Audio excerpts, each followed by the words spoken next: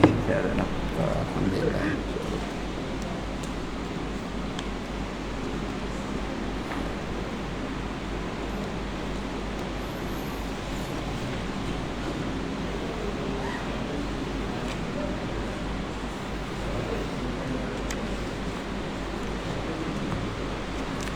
Bismillahirrahmanirrahim. Alhamdulillahi rabbil alamin wassalatu wassalamu ala asyrafil anbiya'i wal mursalin wa ala alihi wa sahbihi ajma'in. Allahumma aslih ummata Muhammadin sallallahu alaihi wasallam wa fajin ummati Muhammadin sallallahu alaihi wasallam warham ummata Muhammadin sallallahu alaihi wasallam wajbur ummata Muhammadin sallallahu alaihi wasallam wastur ummata Muhammadin sallallahu alaihi wasallam.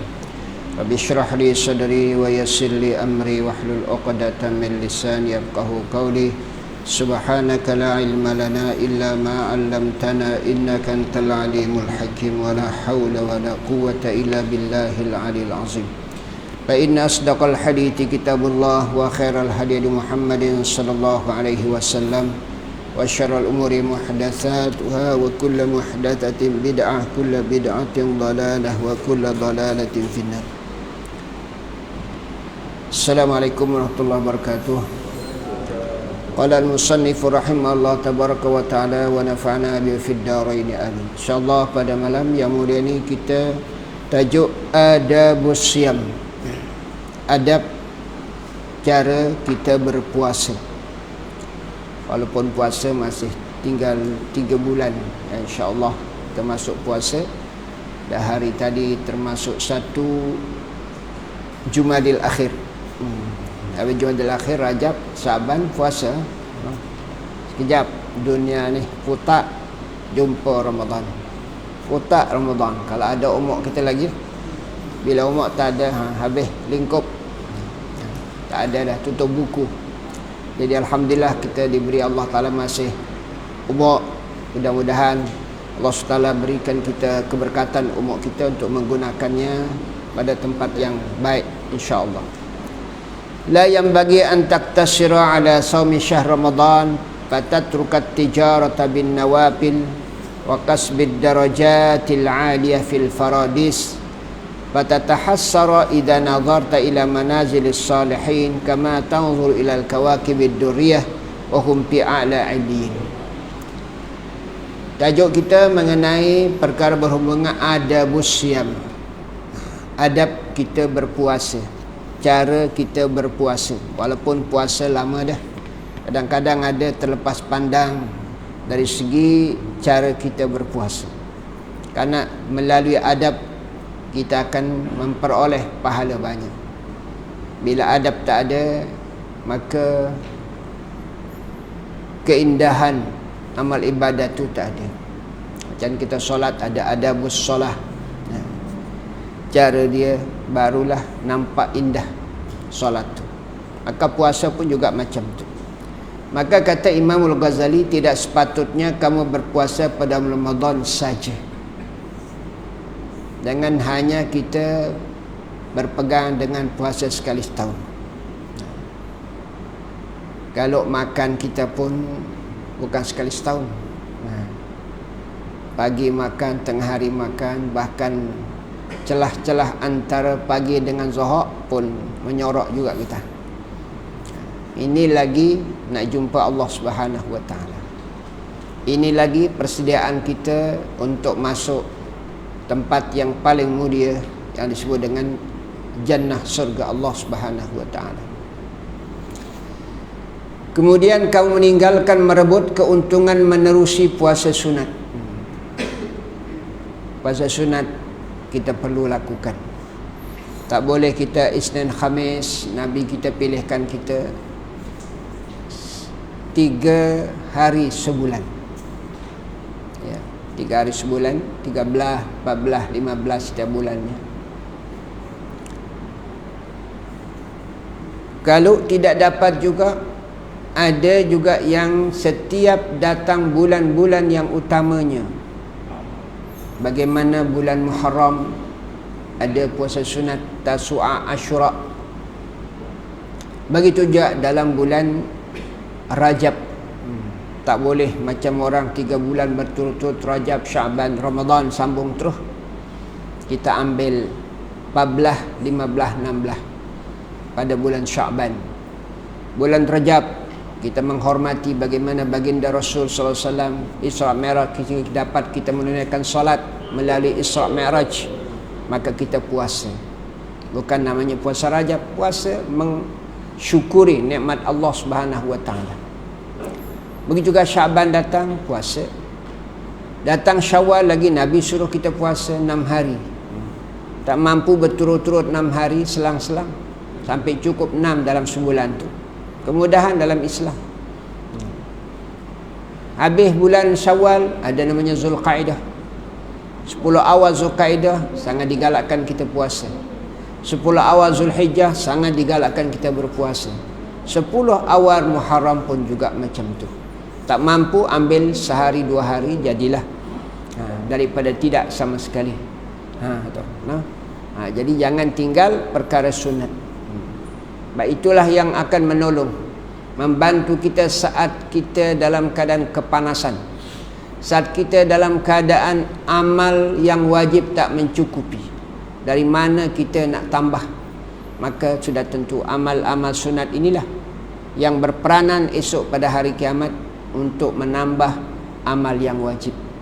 Maka ini hikmahnya disuruh kita melakukan puasa yang sunat itu. Jadi jangan batasi kita dengan hanya Ramadan saja. Sedangkan puasa sunat itulah, berniagalah kamu dengan puasa sunat untuk meningkatkan maqam derajat kita pada si Allah di dalam surga. Masuk surga, semua orang mukmin akan masuk surga. Tapi kedudukan dia dalam surga dia tidak sama. Kedudukan dalam surga itu melalui amal. Masuk surga dengan rahmat Allah. Tapi meletakkan kita kedudukan dalam surga di mana diletak mengikut timbangan amal kita. Amal kita banyak, insya-Allah tempat yang mulia. Amal kita sedikit, ya sesuai dengan keadaan yang sedikit. Begitulah yang nama tempat yang disediakan kita oleh Allah Subhanahu wa taala. Sehingga Imam Ghazali kata, kamu usahalah duduk darajatil aliyah, peringkat surga yang paling tinggi, yang disebut dengan Al-Faradisa atau disebut kita Firdaus. Ini ada nama Firdaus. Surga nama Paradis, Firdaus, surga Firdaus. Itu surga yang paling tinggi, surga Firdaus. Baik itu di dalam hadis baginda Rasul sallallahu alaihi wasallam, mintalah kamu surga Firdaus. Ya, disuruh kita minta yang lekeh. Kalau dunia kita minta, mana ada minta kita sikit-sikit bab dunia.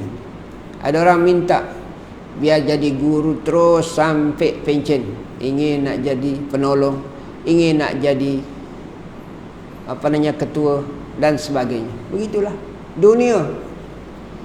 Kalau akhirat kita mau lekeh-lekeh, rugi besar kita. Ini di antara usaha kita. Bila usaha, maka insya-Allah sampai. Ini di antara kenikmatan dalam Islam. Sehingga kata Imam Ghazali, apabila kamu memandang ke tempat orang-orang yang puasanya, yang banyak berpuasa sunat, nanti kamu akan menyesal. Tengok tempat dia tinggi, tempat duduknya dalam surga, berbagai kemewahan disediakan oleh Allah Subhanahu wa taala. Karena banyak puasa sunatnya. Kamu melihat seperti bintang-bintang yang berkelip di langit itu, begitulah keadaan cantik tempatnya dalam surga. Kita pun macam juga, setiap masuk surga memang cantik. Tapi tak samalah tempat yang paling tinggi dengan tempat yang bawah. Tak sama. Maka itu melalui puasa-puasa sunat. Sebab itu peringkat surga ini bukan satu. Dalam hadis baginda Nabi, lil jannati thamaniyatu abwab. Surga itu ada 8 pintunya.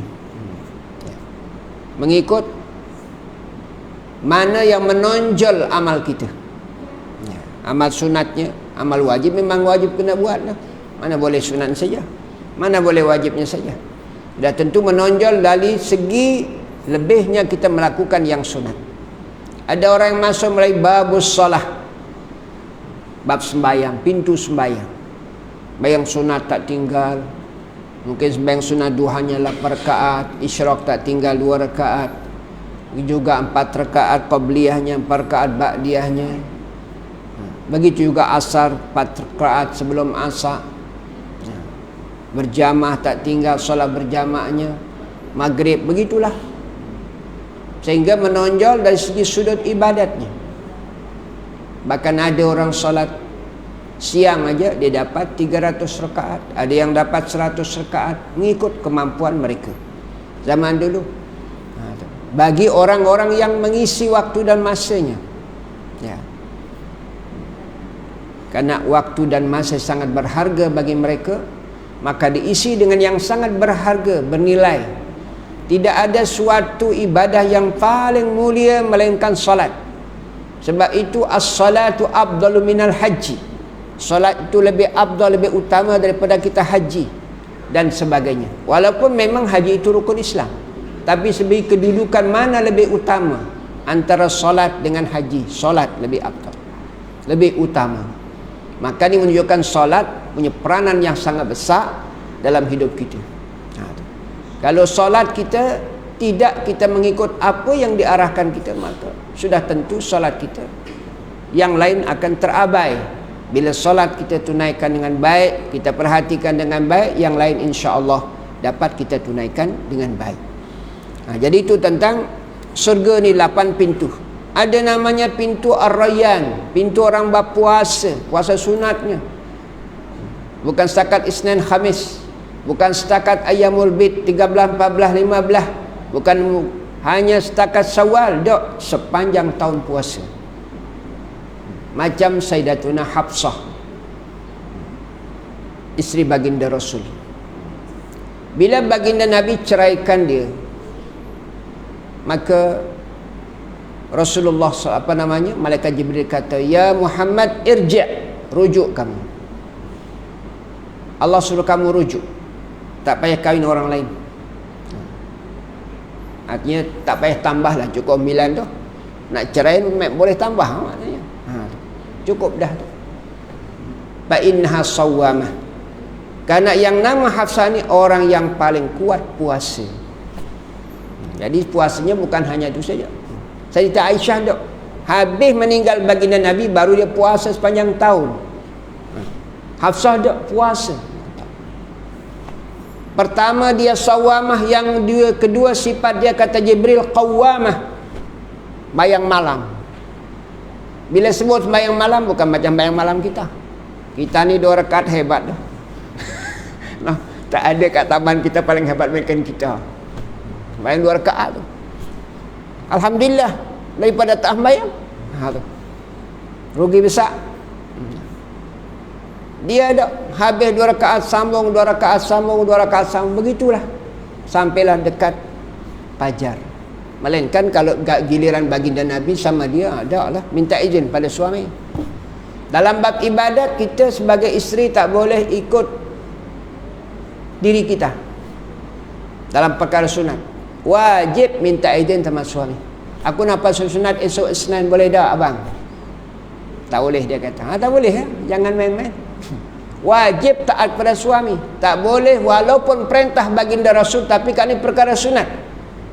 Suami ini wajib kita taat. Nah, sembahyang sunat malam, hebat contohnya muslimat ni. Semangat. Maka dia kata, izinkan aku malam ni aku nak sembahyang sunat. Sila kata suami, boleh sampai pagi sembahyang tak apa. Tapi kalau dia kata tak, aku nak tidur, tak boleh. Bila dia terus sembahyang, dia tak indahkan apa kata suami dia, maka termasuk nusuz. Dia boleh tak dibagi nafkah oleh suaminya. Itu. Walaupun bentuk ibadat kita lakukan, tapi dengan tanpa izin suami tak boleh. Suami tak perlu izin. Tak perlu izin suami. Ini di antara makna yang disebutkan kita dalam bab peraturan solat. Bagi orang yang puasa menonjol, maka akan dipanggil daripada Babu Rayyan. Nama pintu dia Babu Rayyan, orang yang senantiasa puasa sunat. Ada orang yang menonjol dari segi sembahyang duhanya, maka ada pintu solat duha. Mungkin sembahyang duhanya 8 rakaat senantiasa, atau 12 rakaat sebagian riwayat sembahyang duha. Tak tinggal duha dia, sibuk manapun kan. Ya mungkin waktu kita kerja memanglah payah lah duha no. Jadi cikgu kau, jadi pegawai kah dan sebagainya. Maka pencen inilah masa untuk kita duha yang 8 rakaat tu. Jangan masa kita kerja tak buat duha, pencen bagi pun tak buat duha. Jangan. Kena buat duha. Maka semoga kita dipanggil dari pintu ad-duha. Esok akan dipanggil mana orang yang senantiasa salat duha. Dia tak sebut rakaat di sini, tapi yang penting 2 rakaat berkekalan terus. 4 rakaat contohnya berkekalan, tidak syaratnya 8 rakaat. Tapi mudawamah, berterusan, bukan sekali sebulan, sekali setahun tak. Setiap hari duha kita. Maka akan dipanggil aina yunadi. Di sini ada nadin munadin, ada memanggil esok pada hari kiamat. Aina alladhina kan yudimuna salata duha. Mana orang-orang yang terus berkekalan salat duha? Maka yang boleh bangkit hanya orang yang salat duha saja. Tak boleh kita berlakon macam di dunia. Dunia boleh berlakon. Siapa yang sembahyang duha, aku bagi dia bantuan beras 50 kilogram. Orang yang tak faham bayang pun saya. Dunia boleh buat, akhirat tak boleh. Tak boleh bohong pada Allah di akhirat. Tak ada istilah bohong pada hari kiamat. Semua sistem jujur pada hari kiamat. Ada rekod amalan kita, malaikat yang bawa. Bohong tak boleh. Esok pada hari kiamat. Ini makna yang disebutkan oleh para ulama-ulama kita. Sehingga esok dalam Quran pun apabila Allah Subhanahu wa ta'ala wa yakshifu an saqin wa da'una ila sujudi wa hum salimun. Esok pada hari kiamat, bila Allah tunjukkan dirinya pada hari kiamat, maka semua orang yang beriman laki perempuan sujud. Orang tak pernah sujud di dunia walaupun dia Islam tak boleh sujud. Mengaku Islam tapi tak pernah sujud di dunia waktu sehat. Waktu da'auna ila salimu, waktu sehat di dunia suruh mayang tak pernah mayang. Walaupun dia Islam, tidak mungkin dia sujud esok pada hari kiamat, pada mahsyar. Tak mungkin. Jangan, kalau orang kafir boleh sujud. Orang Islam saja yang tak pernah bayang boleh sujud. Sebab itu kita senantiasa sujudkan diri kita kepada Allah melalui solat yang 5 waktu. Agar esok senang kita nak solat esok. Senang kita nak sujud esok pada hari kiamat. Ada juga pintu sebagian ulama sebut dengan pintu yuqalu lahu al-farah, pintu gembira, seronok. Pintu keseronokan. Bagi siapa? Bagi mak-mak yang senantiasa menggembirakan anak-anak. Yang lebih banyak dengan anak, mak lah. Yang kita lelaki ni maklum lah. Mungkin kita cium anak kita hanya sekali sehari. Yang mak ini Masya Allah. Iaitu al-waladu rihul jannah, kata Nabi. Anak kita ni merupakan bau surga. Cium 100 kali pun kita tak terasa nikmat cium anak kita. Apalagi lebih orang perempuan yang dia sendiri memperanakkannya, dia sendiri yang bela dia. Kita lelaki pasal tak bela. Itu yang kita hanya cium sekali gitu. Mak ni dak langsung peluk lagi, cium baru dia pergi kerja. Kita setakat salam, cium dak. Tu. Beda kita. Beda. Sebab itulah disebut oleh Nabi, kepada siapakah aku nak berbakti? Ummuka. Kepada siapa lagi ya Rasulullah? Ummuka, makmu. Pada siapa lagi? Ummuka, makmu. Sampai para ulama kita berwasiat, bila aku meninggal dunia, tolong tanam kat kaki makku. Seorang ulama besar di Yaman namanya Abdullah Asy-Syatiri. Bila meninggal dunia, tolong tanam aku bawah kaki makku. Maka ditanya, pasal apa wasiat macam tu? Sebab aku melaksanakan hadis baginda Nabi, al-jannatu tahta aqdamil ummahat. Surga itu berada di bawah tapak kaki mak. Sampai tahap tu. Nak ingin dapat keberkatan mak itu.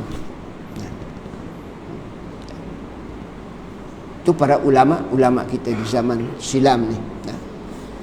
Jadi babul farah ni maka sangat besar nilainya kita menggembirakan anak kita.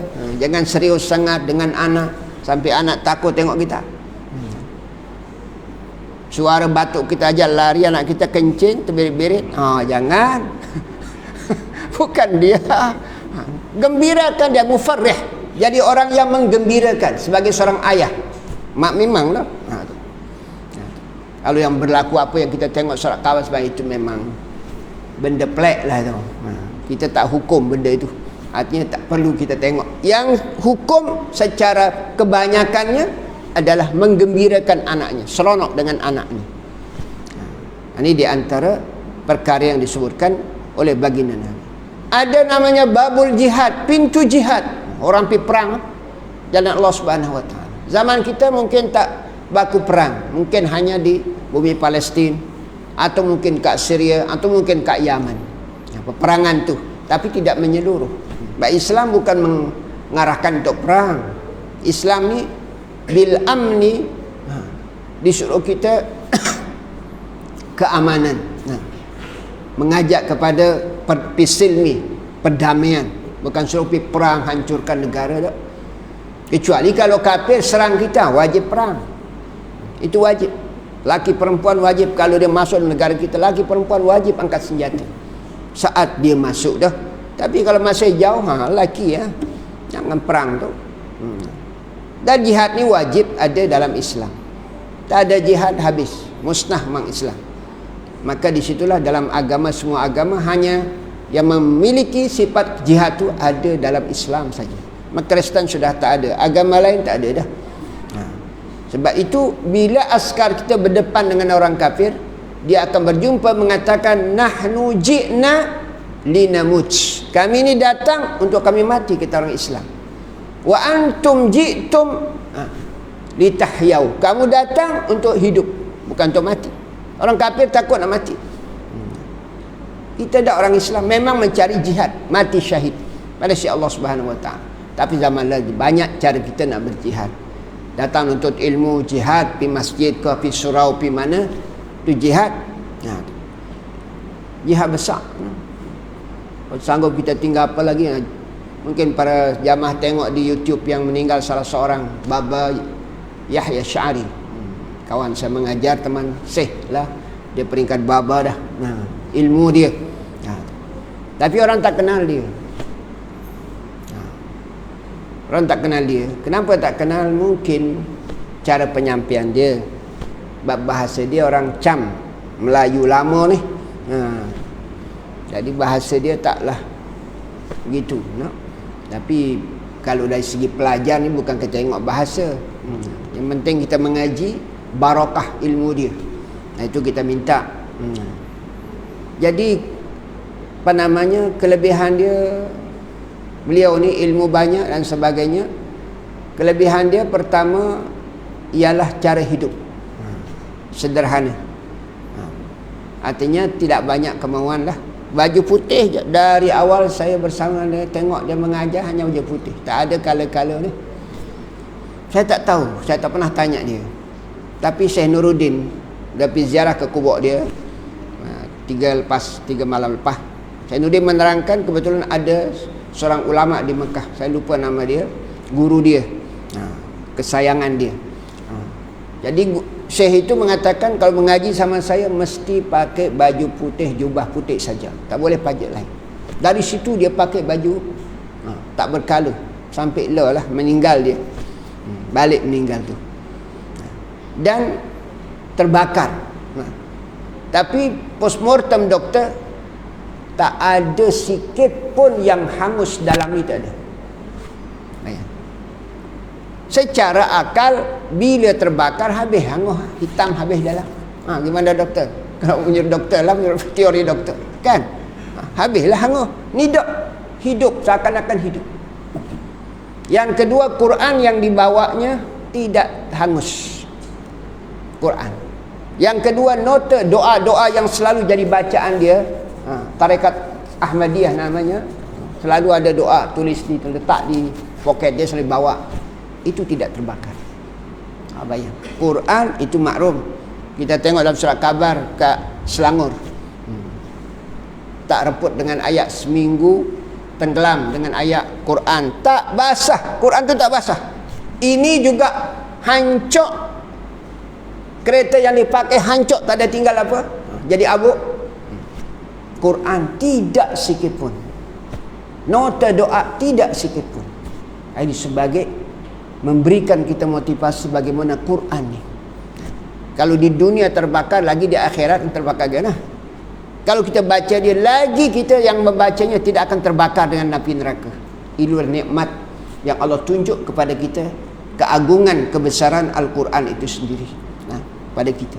Ini contoh pada kita. Baik para jamaah. Jadi ada melalui babul jihad, maka dipanggil dari babul jihad. Ada di babul sedekah, sedekah sejak keluar sedekah, sedekah, sedekah. Tak pernah bersedekah, sedekah, sedekah. Ikut kemampuan kita masing-masing lah. Sedekah, sedekah. Ada dapat, masukkan kat surau, masukkan kat masjid contohnya lah. Atau nak yatimkah, itu apa yang memerlukan. Tapi tak pernah seharian kita tak kosong dari sedekah. Mana-mana RM1, RM2 jadi tu. Maka akan dipanggil daripada babus sedekah. Bahkan orang man anfaqa zaujatain, dalam hadis lagi dan hadis sahih. Siapa-siapa mengimpakkan, mensedekahkan satu benda yang berpasangan. Benda berpasangan. Sedekahkan benda berpasangan. Kalau kita bagi orang baju dengan kainnya, itu berpasangan. Bagi orang kain, baju juga dua berpasangan. Kalau seorang itu suami isteri, kena bagi suaminya bagi kain, bini juga bagi kain. Hadis ini saya baca lama dah, tapi orang tak faham.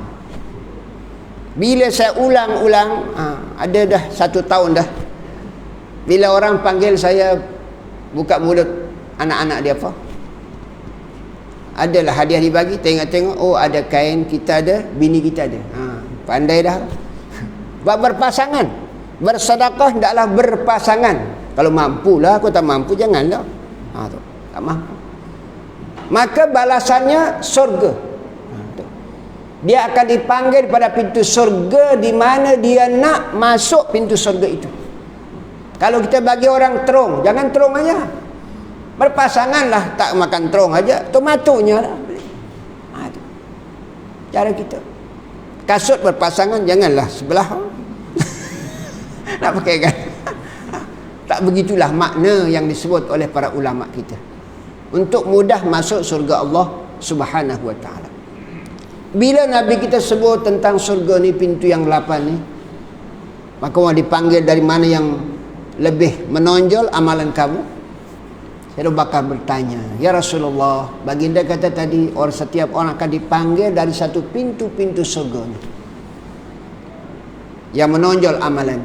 Kira-kira adakah orang yang boleh dipanggil dari semua pintu dipanggil dia masuk? Ada tak orang yang boleh masuk di semua pintu ni? Maka Nabi mengatakan, atamanna, aku mengharap kamulah, Abu Bakar Siddiq, boleh masuk dari semua pintu surga itu. Ini contoh kepada kita, baik itu para sahabat berusaha meningkatkan amal-amal dia pada masa itu. Baik, kita tengok kitab kita para jamaah. Wal ayyamul fadilatu allati syahidatil akhbaru bi syurafiha wa fadliha wa bi jazalati thafi siyamiha yaum arafata li ghairil hajj wa yaum ashura wal ashr al awal min dzil hijjah wa ashr al awal min al muharram. Dan hari-hari yang mempunyai kelebihan yang telah disebutkan oleh hadis-hadis baginda Rasul sallallahu alaihi wasallam dengan kemuliaan dan kelebihannya, dan juga banyak puasanya. Di antara puasa-puasa yang disegalakkan kita ialah pertama disebut dengan hari Arafah. 9 maknanya 9 Arafah. Itu kemuncaknya lah. Tu. Hari Arafah tu. Sebab ada juga hadis menyuruh kita puasa dari 1 Zulhijjah itu sampai 9 disuruh kita puasa. Tapi kalau tak mampu, ambil 9-nya sajalah, Yaumul Arafah. Sebab terlalu tinggi nilai hari Arafah itu bagi orang yang bukan haji. Orang yang haji tak sunat puasa hari Arafah kerana dia sibuk untuk zikir. Hari Arafah itu kesibukan orang berhaji, zikir je kerja dia. Zikir. Hari yang mulia. Maka kita yang tak boleh haji itu, maka disunatkan kita berpuasa pada hari itu. Dalam hadis baginda Rasul sallallahu alaihi wasallam, Asyrul Muharram yukaffiru sanatal madiyah. Jadi puasa sehari dari bukan hal haram, Asyrul Muharram ya. Ma min ayyamin al-amalu fihinna afdalu ahabbu ila Allah min ayyami asyri dzil hijjah. In sawma yawmin minhu ya'dilu siyama sanatin wa qiyama laitin minhu ya'dilu qiyama laitil qadar.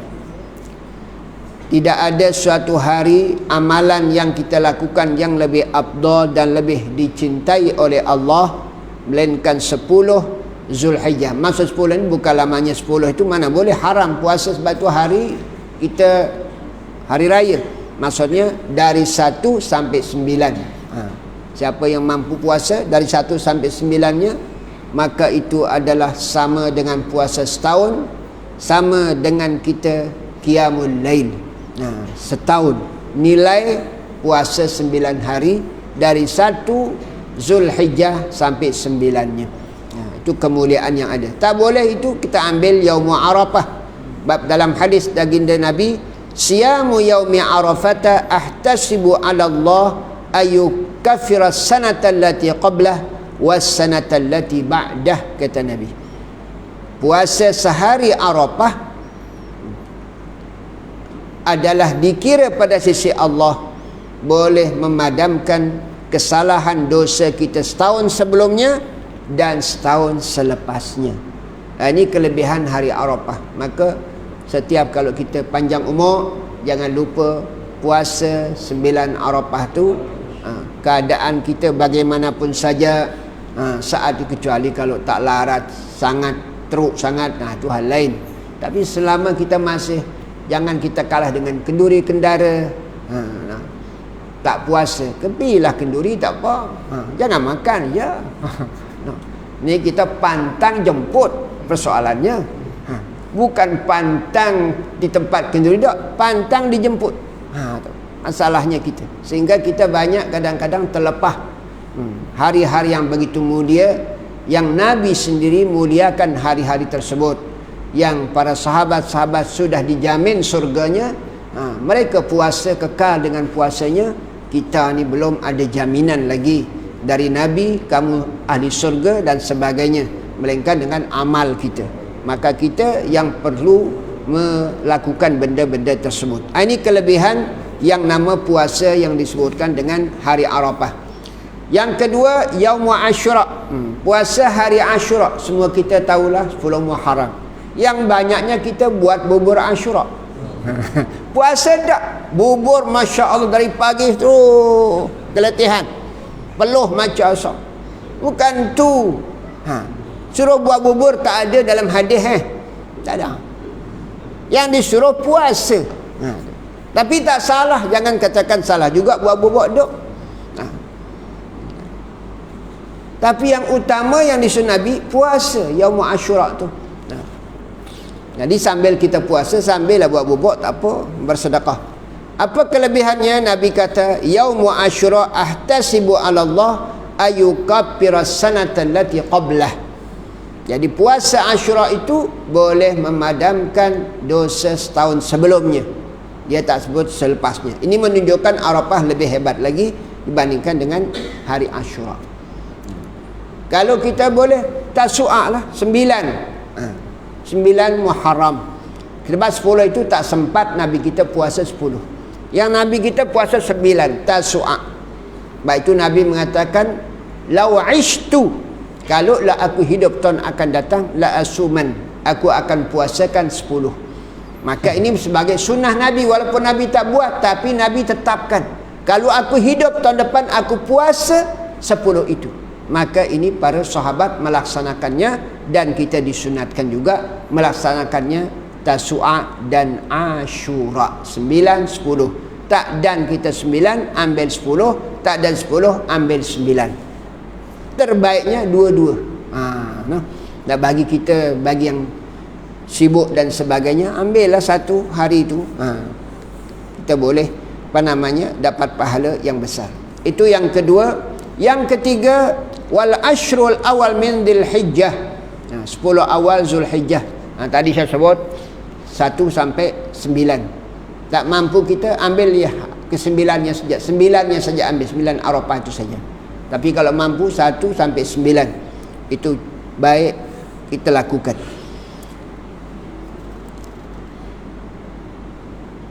Wal ashrul awal minal Muharram. Begitu juga kalau kita mampu dari 1 Muharram sampailah 10-nya, itu baik. Tapi kalau kita tak mampu, ambil tadi itu 9-nya serta Tasu'a dengan Ashura 2 itu. Tak mampu, ambil 9-nya saja yang Nabi senantiasa lakukan, yang 9. Wa Rajab, dan juga puasa Rajab.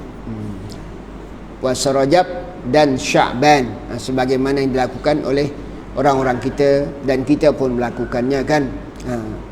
Sebab dalam hadis baginda Rasul sallallahu alaihi wasallam, "Idza kana an-nisf min Sya'ban fala sawma hatta Ramadan."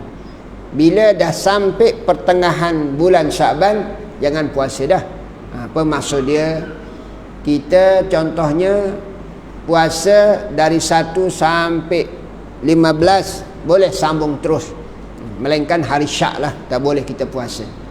Tapi bagi orang dia tak puasa dari 1 Sya'ban, tak pernah puasa, tentu dia nak ambil 16, dia puasa sunnah dari 16, itu tak boleh. Puasa 16 itu yang hadis Nabi kita. Boleh tapi hukum makruh lah. Ada mengatakan haram, kecuali kalau dia pernah puasa sehari saja sebelumnya. Contoh, dia puasa 1 Sya'ban, lepas tu dia tak pernah puasa sampai 15, tahu tu dia puasa 17, boleh, kerana dia pernah sebelumnya sehari, disambung, ada sambungan dia. Tapi kalau tak ada sambungan, dia ambil dari 16 pergi ke atas, itu yang tak boleh. Itu makna hadis baginda Nabi yang mengatakan, "Idza kana nismi Sya'bana fala sauma hatta Ramadan." Bila dah pertengahan Sya'ban, jangan kamu berpuasa sunat, artinya ambil dari 16 saja, sebelumnya tak pernah puasa sunatnya, maka jangan puasakan sampailah datang Ramadan, baru kita wajib berpuasa itu. Wa samul ashril hurum minal fadail wa Dzulqa'dah. Juga bulan puasa bulan-bulan haram. Dalam Islam ni ada bulan-bulan haram, iaitu Dzulqa'dah, Zulhijjah, Muharram dan Rajab. Itu namanya bulan-bulan haram. Dulu di zaman Nabi kita haram berperang zaman-zaman tersebut, zaman haram ni. Biasanya gencatan senjata lah. Kalau berlaku perang, berhenti perang sampai bulan-bulan haram ni, bulan yang dihormati. Zulqa'dah, Zulhijjah bulan haji lah, wal Muharram dan Rajab. Wahidun fardun, satu menyendiri, iaitu bulan Rajab menyendiri dia. Lepas Rajab Sya'ban, lepas Sya'ban Ramadan, baru Syawal, mai baru Zulqa'dah, Zulhijjah dan Muharram, berturut-turut susunan dia bulan yang haram ni. Yang satu nu jauh tempat dia, iaitu Rajab. Jadi 4 bulan dalam Islam tu yang dikatakan Ashhurul Hurum. Dalam Quran pun disebut Allah Subhanahu wa taala, "Inna iddatash syuru'i 'inda 12 syahran minha arba'atun hurum." Sesungguhnya bulan dalam Islam itu ada 12, tapi 4 itu yang haram, kata Allah SWT. Fala tazalamu, maka bila datang bulan haram itu, jangan sekali-kali melakukan kezaliman. Maknanya jangan buat dosa maksiat semualah. Jaga bulan haram tu maksudnya. Kalau kita boleh jaga, yang lain bukan boleh buat. Kekal lah kita tak boleh buat. Tapi itu di antaranya penghormatan mengenai bulan Muharram itu sendiri. Wa amma fi syahr, ada kalanya juga sunat kita berpuasa pada setiap bulan. Mana dia setiap bulan? Awwalus syahr, awal bulan sunat puasa. Macam kemarin, macam semalam. Hari ini hari Selasa tadi, hari tadi ni hari Selasa 1 Jumadil Akhir, sunat puasa setiap awal bulan. Wa awsatuhu, atau sunat tengah-tengahnya, tengah 13-nya, 14-nya, 15. Wa akhiruhu, atau akhir, ambil akhir ujung sekali, penutup.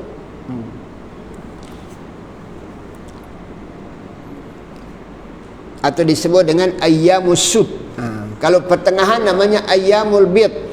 Kena bulan sedang mengembang, kan? Bulan sedang cerah, 14. Adapun sud ni mana tak ada dah sinar bulan, tak ada, gelap. Tapi kita hidupkan dia, cahayakan dia dengan puasa sunat. Ibadat ni nur. Puasa nur, sedekah itu nur. Nabi pun sebut dalam hadis, kan? Sembahyang ni nur. Benda-benda ni semuanya nur. Haji itu nur, Quran itu nur. Maka bila kita ingin supaya senantiasa bercahaya tubuh badan kita, maka laksanakan benda-benda tersebut dalam hidup kita.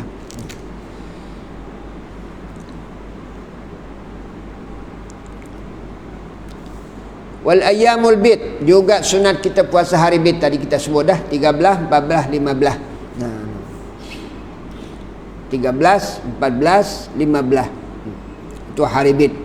Sama ada Zulhijjah ke, tapi kalau Zulhijjah tak boleh lah nak ambil tu dah, apa namanya, masih termasuk dalam 13 tu, termasuk dia bulan, apa namanya, hari tasyrik. Janganlah puasa. Jadi setiap bulan itu disunatkan kita puasa 13, 14, 15, kecuali pada bulan haji. Bulan haji tak boleh nak puasakan 13. Daripada 10, 11, 12, 13 tak boleh dah puasa. Maka kita gantilah yang 13 bulan Zulhijjah yang tak boleh kita puasa, kita ganti dengan selepasnya. Ganti dengan 16 boleh. Atau ganti dengan 18 supaya cukup 3 hari bid itu. Itu cara kita. Kalau siapa yang biasanya puasa 3 hari dia ambil setiap bulan pertengahannya, 13, 14, 15, tapi mai bulan Zulhijjah tak boleh dah, kerana di situ hari tasyrik 13 tu. Maka kita 13 tu kita ganti dia 14, kita ambil 15, 16, atau kalau tak mau ambil 17, supaya cukup 3 hari itu, untuk mencukupkan 3 hari tadi. Wa amma fil usbu', ada juga bentuk puasa tiap minggu. Yaumul Isnin, Isnin bagaimana yang kita lakukan? Isnin, Khamis, Jumaat. Tapi jangan Jumaat sehari saja. Bila sehari saja makruh. Maka kita harus sambung dengan sebelumnya. Khamis ke sambung dengan Jumaat, atau Jumaat dengan Sabtu sambung. Jumaat Sabtu. Jangan bagi satu hari. Itu makruh. Yaumul Isnin wal Khamis wal Jum'ah fatukaffaru dzunubul usbu'. Bila kita puasa setiap minggu Isnin dengan Khamis, hikmat dia memadamkan dosa seminggu. Siapa kita tidak berdosa? Semua kita berdosa. Dosa dengan mata, dosa dengan mulut, yang banyaknya dengan mulut kita. Tapi bila kita puasa, setidak-tidaknya boleh gam mulut kita, tak banyak cakap lah. Letih puasa, siapa kata? Mana? Perempuan pun tak berani nak buka mulut terus. Mana? Pada suami dia, anak dia senyap. Ni. Jadi kelebihan puasa banyak, masya-Allah tabarakallah. Yaumul Isnin wal Khamis wal Jum'ah, maka dia boleh memadamkan dosa-dosa seminggu dengan puasa hari Isnin, Khamis dan Jumaat. Jumaat. Bahkan wa tukaffaru dzunubus syahr, boleh memadamkan dosa sebulan bil yaumil awal, dengan puasa sehari awal setiap bulan, atau sehari pertengahan. Tak ambil 13, 14, 15, tak ambil 13 saja ambil. Dia boleh padam sebulan kesalahan kita, kesilapan kita. Tapi dosa kecil yang dipadam. Dosa besar ni tak boleh. Kena taubat kepada Allah Subhanahu Wa Taala. Dosa besar. Dosa-dosa kecil, mungkin salah cakap kita. Apa abang ni? Contohnya lah, dia cakap di belakang tu sama suami dia. Kena dah tu. Tu. Maka kita padam dengan puasa sunat tadi. Atau kita pun, suami mungkin cakap sama bini kita di belakang, pun juga padam dengan puasa tadi. Anisan, tak ada kita tak terlepas. Sebab itu kita harus, sebelum kita tidur tu, minta maaf lah. Satu sama lain. Mungkin suami kita hadap timur, kita hadap barat. Minta maaf no, sebelum kita tidur. Mungkin ada silap salah. Gitu kita cakap. Sebab dalam hadis Nabi kita, awalul khasamaini yaumal qiyamah al-jaru wal a'ilah. Orang yang pertama kali akan berlaku pergaduhan pada hari kiamat, esok pada hari kiamat, ialah keluarga, suami dengan isteri. Esok pada hari kiamat mengadu pada Allah. Mungkin suami dia tak peduli bini dia, ngaji rajin kat masjid kat surau, bini mayang tak ketahuan. Contohlah, mudah-mudahan muslimah kita tak kot. InsyaAllah. Tak pernah nasihat, tak pernah ajak, dia biar. Dia ada Allah zikir, pegang tasbih kat masjid. Yang bini tak pernah tahu, tak kenal tasbih. Contohnya lah. Maka kalau ditimbang esok amalan pada hari kiamat, sudah tentu suami lebih berat timbangan amalnya daripada suami istrinya. Maka sudah tentu tak mungkin suami memberi syafaat kepada isteri, tak mungkin. Maka akan dia pergi masuk surga. Maka kata Nabi, tata'allaqu zaujah, maka suami isteri ambil dari belakang baju ni. Nak pergi mana abang ni? Pergi mana? Aku ke surga lah, dia kata. Lah, mana boleh nak surga seorang-seorang? Ya Allah, aku bersuami isteri ni, tak pernah ajak saya ke surau, tak pernah ajak ke masjid, tak pernah ajak saya puasa sunat, tak pernah ajak saya bertasbih. Tolong aku nak tuntut dia hari ni ya Allah. Tak jadi masuk surga. Kena ingat ni. Benda berlaku, benda dalam hidup kita ni. Kadang-kadang kita lepas pandang jauh yang kita pandang, yang dalam diri kita kita lupa. Yang dengan jiran kita lupa. Jiran pun juga macam tu juga. Kalau ada jiran kita senantiasa keluar berjalan, tak pernah ajak. Ya da'u, ajak. Maka dia akan bertaut ke belakang kita. Nak pergi mana ni? Pergi mana? Aku nak pergi syurga lah. Dah berat amat. Ya Allah, ni jiranku. Sedangkan jiran tu wajib kita jaga. Mazali Jibril yusini hatta yuwarrisu, kata Nabi. Senantiasa Jibril, setiap datang Jibril, hai Muhammad, jiran kamu. Hai Muhammad, jiran kamu. Hai Muhammad, jiran kamu. Sampai saya meyakinkan diri saya seakan-akan jiran itu akan menjadi ahli waris, boleh menerima harta warisan. Karena kerapnya, seringnya Nabi memberi wasiat kepada baginda Rasul. Itu jiran. Maka jiran kita akan bergantung belakang kita. Nak pergi mana? Aku nak pergi surga. Oh dah, kau tak pernah ajak aku. Ya Allah, ni jiranku tak pernah ajak. Dia biar aku tak faham agama ni, dia biar aku tak sembahyang, dia biar aku tak puasa. Tu.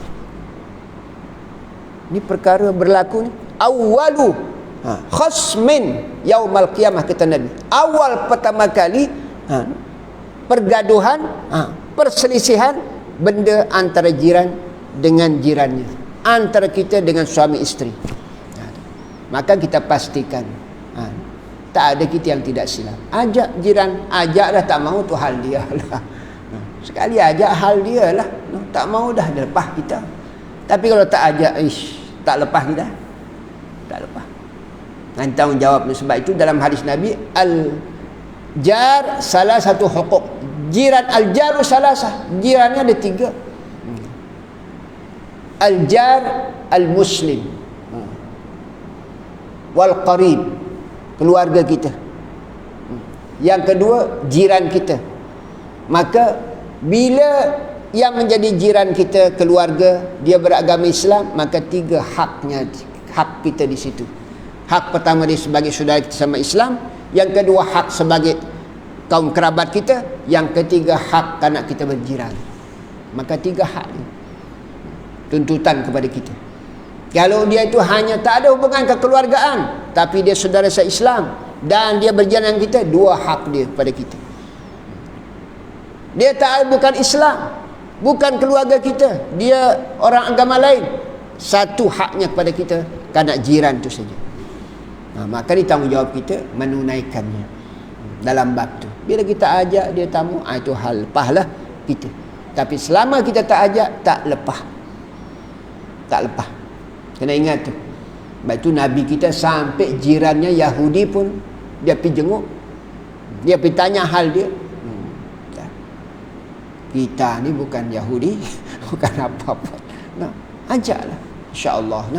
Itu yang dimaksudkan dalam hadis baginda Nabi ni. Jadi ada puasa itu puasa mingguan, ada puasa bulanan.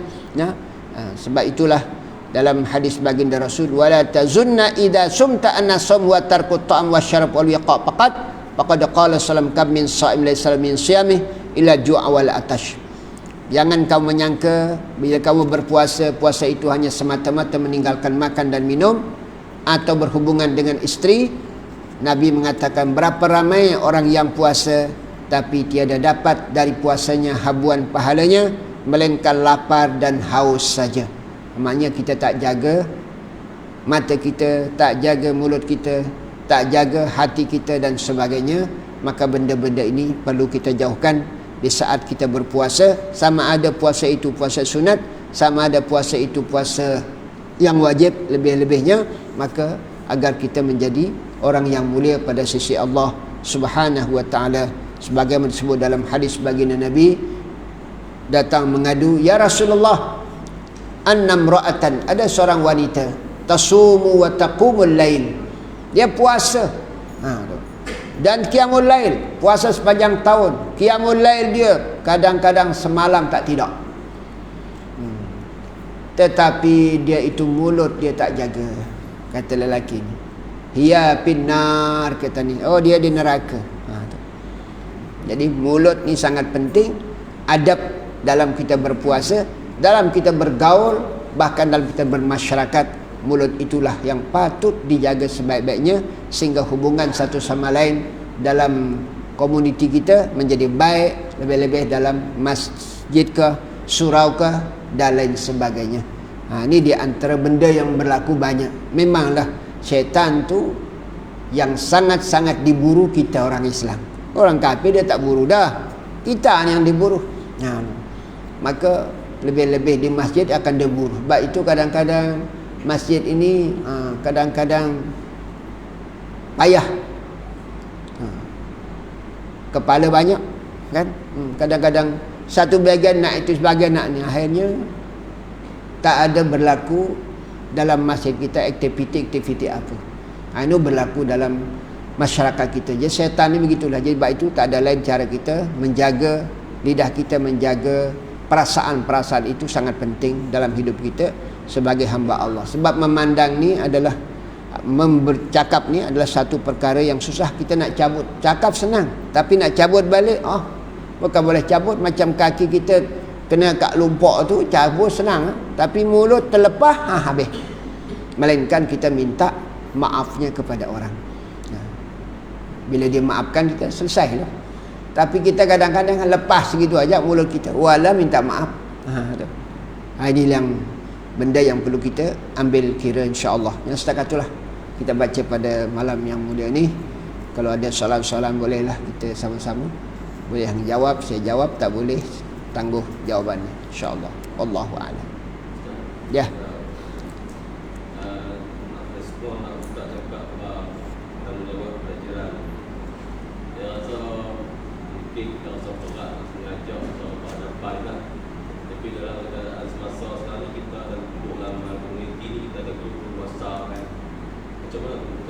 Ya. Jadi jalan kita sekarang ni banyak. Baik itu kalau zaman silam adalah jihad itu melalui senjata. Zaman sekarang jihad ni banyak. Pertama disebut dalam kitab jihad bid-da'wah, tadi ni. Yang kedua jihad bil qalam. Inilah WhatsApp zaman kita. Mungkin dengan kita berdepan, dia jarang kat rumah, balik tengah malam, jiran ni kadang-kadang begitulah. Kan kerja masing-masing. Maka kita pakai WhatsApp. Atau pakai sebaran-sebaran. Kita bubuh kat pintu, ajak main, kita hidupkan surau, hidupkan masjid dan sebagainya lah. Atau ada buat kenduri kendara, begitulah pakai itu. Itu termasuk mengajak. Tapi jangan sekali kalau itu. Mungkin dia masuk tong sampah, bubuh lagi bubuh lagi 3 kalinya. Kalau berdepan ni lain. Tu dah. Kalau ini memang orang anggap apa dia kata, masuk tong sampah. Lagi kita berdakwah. Bagaimana Rasulullah SAW kan, tak ada cemus-cemusnya Nabi kita berdakwah. Sampai lempar dengan batu masih berdakwah. Kita ni tak ada sampai nak lempar kita orang, tak ada. Hanya kita tak pernah menerjunkan diri kita. Ini sangat penting dakwah ni. Jihad disebut dengan jihad ni. Jihad bil qalam. Kita kadang-kadang punya WhatsApp tapi salah guna. Tak pernah ajak orang. Tak sebab. Kalau kita sebarkan contoh, malam ni ada kat Putrajaya, kat Masjid Putrajaya. Contohnya ada ulama besar datang dari luar sedang mengajar hadis. Dengar. Contohnya ada penterjemah dia. Kalau kita WhatsAppkan, mungkin ada orang tak tahu kat kampung kita, kat taman kita, maka dibuka WhatsApp dia, oh betul, dapatlah dia hadis. Melalui kita dapat hadis, pahala berapa dah? Kita dak yang sebar ni benda yang tidak masalahnya. Jadi gunakanlah kesempatan jihad bil qalam ni agar kita mendapatkannya esok pada hari kiamat. Nah, jihad bil kalimat ni memanglah payah kadang-kadang zaman kita ni kan. Itu sebaiknya. Maka itu di antara kelebihannya jamaah tabligh itulah. Kelebihannya dia langsung berdepan ajak orang. Dan kebanyakannya di Indo ni yang orang yang jahat-jahat masuk kepada jamaah tu kerana dakwah mereka. Jadi kita usahalah, jiran kita. Kita tak maulah diri kita saja selamat esok pada hari kiamat. Ingin menyelamatkan semua orang Islam kita selamatkan. Dan orang bukan Islam kita doakan begitu. Itu disuruh oleh Nabi kita mendoakan mereka. Bukan kita doa mampuh dak. Itu bukan dia. Cara Islam. Bil kalimatit thayyibah, dengan cakap yang baik, bil mauzatil hasanah, dengan nasihat-nasihat yang baik. Itulah cara kita, insyaallah. Wallahu a'lam. Baik, kalau tak ada, mari sama-sama kita baca Fatihah pada semua keluarga kita sudah meninggal dunia. Mudah-mudahan mereka di dalam kubur diserami rahmat oleh Allah, lapangkan kubur, ampun kesilapan kesalahannya, tak tempat yang mulia pada sim berkat Al-Fatihah. A'udzubillahi minasyaitonirrajim. Bismillahirrahmanirrahim. Alhamdulillahirabbil alamin. Arrahmanirrahim. Maliki yaumiddin. Iyyaka na'budu wa iyyaka nasta'in. Ihdinas siratal mustaqim. Siratal ladzina an'amta 'alaihim ghairil maghdubi 'alaihim waladdallin. Amin. Yang kedua, Fatihah selaku doa untuk kita semua. Mudah-mudahan Allah SWT, anak-anak, cucu cicit yang mengaji di mana-mana, kita doakan mereka mudah mendapat kejayaan dalam pembelajarannya, kejayaan amal ibadatnya, kejayaan dunia akhir. Yang bekerja semoga berjalan kerjanya kekal dengan iman dan Islamnya.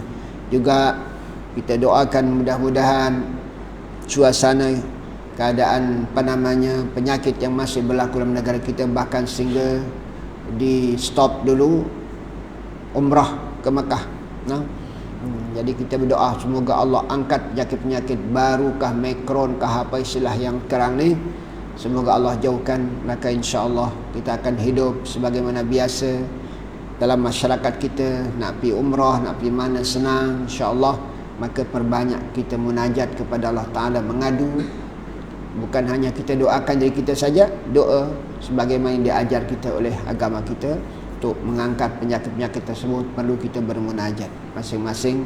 InsyaAllah semua kita ingin didengar oleh Allah Ta'ala. Sebab itu kalau orang yang bukan Islam sekali berdoa, atau orang fasik sekali berdoa, diterima doanya. Tapi kita tak diterima terus oleh Allah. Dia biar kita mengadu. Dia seronok dengar kita mengadu. Maka kita gunakanlah doa-doa untuk tolak bala, angkat penyakit, itu perlu kita gunakan dalam hidup kita. Dan mudah-mudahan kita sihat walafiat, panjang umur, senantiasa ibadah, jangan kita lupa solat, dan semoga Allah matikan kita semua dalam keadaan husnul khatimah. Al-Fatihah. A'udzubillahi minasyaitonir rajim. Bismillahirrahmanirrahim. Alhamdulillahirabbil alamin. Arrahmanir rahim. Maliki yaumiddin. Iyyaka na'budu wa iyyaka nasta'in. Ihdinas siratal mustaqim. Siratal ladzina an'amta 'alaihim ghairil maghdubi 'alaihim waladdallin. Amin. Allahumma shalli wa sallim barik ala sayyidina Muhammadin fil awwalin wal akhirin wa sallim wa radiyallahu tabaraka wa ta'ala an sadatina ashabi Rasulillahi ajma'in. Bismillahirrahmanirrahim. Alhamdulillahirabbil alamin. Hamdan syakirin, hamdan dzakirin, hamdan radin, hamdal mustaghfirin bila hamda yuwafi ni'amahu wa yukafi mazidah. Ya Rabbana lakal hamdu kama yanbaghi liqa'admi sultanik. Sallallahu alaihi wasallam ya Rasulullah, sallallahu alaihi ya Habiballah, sallallahu alaihi ya syafi'al mudnibin. Allahumma syafihu fina, Allahumma syafihu fina, Allahumma syafihu fina, Allahumma anfa'na ma 'allamtana wa 'allimna ma yanfa'una. Rabbi zidna ilma warzuqna fahma. Allahumma arzuqna fahman nabiyyin hafdzal mursalin wal malaikatil muqarrabin. Allahumma ati anfusana taqwaha wa zakki anta khairu man zakka anta waliyyu maulaha. Allahumma inna na'udzubika min ilmin la yanfa' wa min qalbin la yakhsha wa min nafsin la tashba' wa min datin istajabu laha. Allahumma ya farjal hamdi kashfal gham wa ya man li'abdi yaghfir wa yarham wa ya dafi al bala'i wal waba'i wan niqam. Idfa'na ya Allah, idfa'na ya Rahman, idfa'na ya Rahim kulla bala'in wa waba'in wa hammin wa ghammin wa dhiqin wa shiddatin wa niqamatin wa fitnatin ma zahara minhum ma batan. Tahassanna bidil izzati wal jabarut wa atasamna bi rabbil malakut wa tawakkal hayyul ladzi la yamut. Isrif 'anna al adha wal waba' wa su'al asqam. Allahumma la tahrimna khairan ma 'indaka li syarri ma 'indana wahfadna min jami'il afati wal ahad innaka qaribun mujibud da'wat. Na'udzu bikalimatillahi tammati min syarri ma khalaqa. Bismillahilladzi la yadurru ma'asmi syai'un fil ardi wala fis samaa'i was samiul 'alim. Hasbunallahu wa ni'mal wakil wa ni'mal mawla wa ni'man nasir. La haula wala quwwata illa billahil 'aliyyil 'azim. Rabbana hab lana min azwajina wa dhurriyyatina qurrata a'yun waj'alna muttaqina imama. Rabbana atina fid dunya hasanatan wa fil akhirati hasanatan wa qina adzaban nar. Sallallahu wasallam ala sayyidina Muhammadin wa ala alihi washabihi ajma'in. Subhana rabbika rabbil izzati amma yasifun. Wassalamun al mursalin. Alhamdulillahi rabbil alamin. Subhanakallahumma bihamdik. Asyhadu an la ilaha illa anta astaghfiruka wa atubu ilaik. Bismillahirrahmanirrahim. Wal 'asri innal insana lafi khusr. Lalladzina amanu wa 'amilus solihati wa tawasaw bil haqqi wa tawasaw bis sabr. Assalamualaikum warahmatullahi wabarakatuh.